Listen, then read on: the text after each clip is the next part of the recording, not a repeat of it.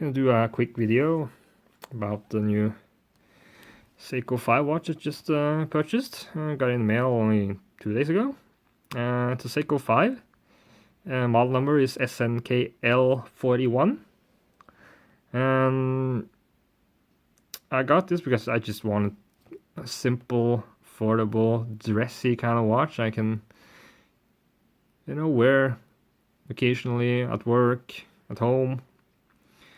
And I don't have to be afraid of, scratching it up or mess it up. But I'm just very surprised just how well made these watches, these Seiko 5s are.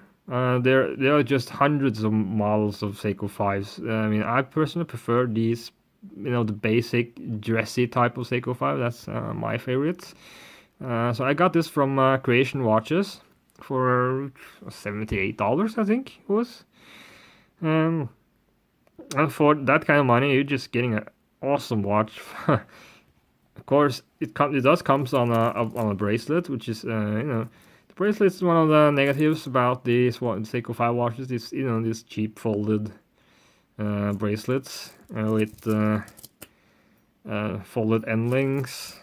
However, it just looks quite nice. It actually doesn't look that bad at all from the outside. Of course, you see from the side, you can see the folded metal links there.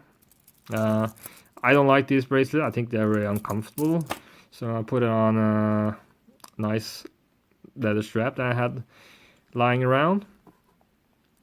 As far as dimensions goes, the case is 37 millimeters. The lug width is 18. Lug to lug is 42, and thickness is only 10 millimeters, which is nice and thin. And the movement is the Seiko 7S26, good old 7S26. It's been around for like 20 years or something, this movement. And performance-wise, this particular movement is running at plus 10 after 2 days of wearing, so it might change after a month or so. The accuracy, might change a bit, but hopefully, it's 10 seconds plus for me. It's completely fine on a watch like this. Power reserve is 40 hours, and the movement does not hack or hand wind. So if you pull out the crown, on a hacking watch, the second hand will stop, so you can set the time precisely. But on the entry level Seiko movement, the second hand does not stop, it just keep going, so it's a little bit hard to set the correct time. But for me, it's not an issue. And lack of hand winding is not a problem for me either. So, if this watch has stopped, and you just do this kind of shuffle motion for like 30 seconds, set the time, and put it on the wrist, and it should have plenty of power to start going. So because the winding system on these watches are very efficient, it's just shake it 30 seconds. It's gonna run for hours. And the dial, it looks kind of white, but it's actually a very bright silver dial with a nice sunburst effect. And also another nice thing is that all the markers and the Seiko logo and the 5 shield is actually all applied. It's done really, really nice, high polished. It's got a date and date. Complication, of course, the white on the date and date wheel does not quite match, but again, this is just a very minor thing. Might bother some people, but for me, it's no problem at all. Also, the markers are loomed. Our markers, a very small, tiny amount of loom at the bottom. You can see the dots. Also, there are loom on the hands. I put a picture of how the loom looks like on the screen here. The case back is display case back. You can see the 7S26 movement.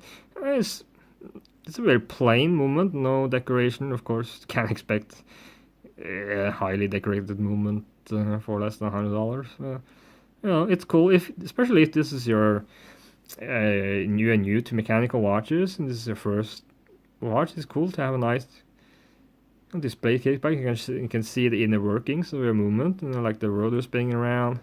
You can see the balance wheel ticking away there. And so the glass front and back is Hardlex, Seiko's kind of own mineral glass, which is supposed to be a little bit tougher and than your normal mineral glass that you find on, you know, most fashion watches. But it's less scratch resistant than sapphire.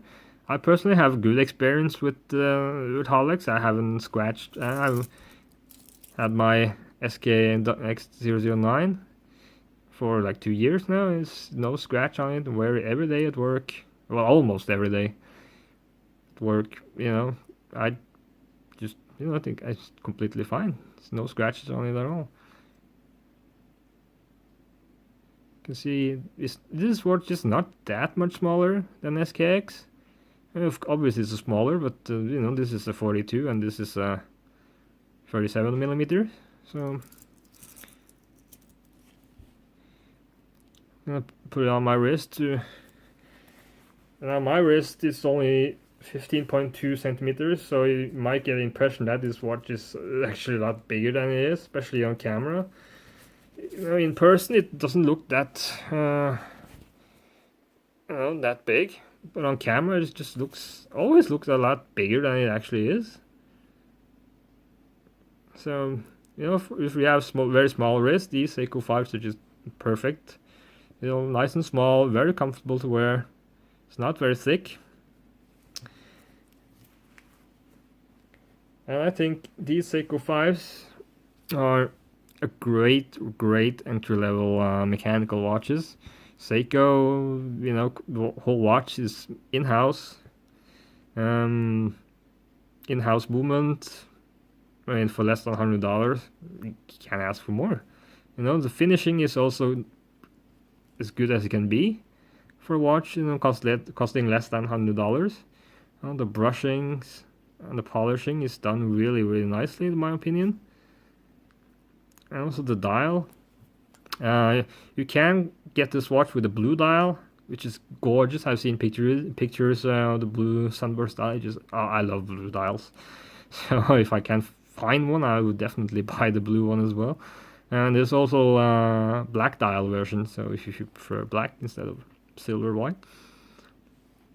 And yeah, if you're looking for a affordable, dressy, mechanical watch, you know, for less than $100, I think these Seiko 5s are definitely a good choice.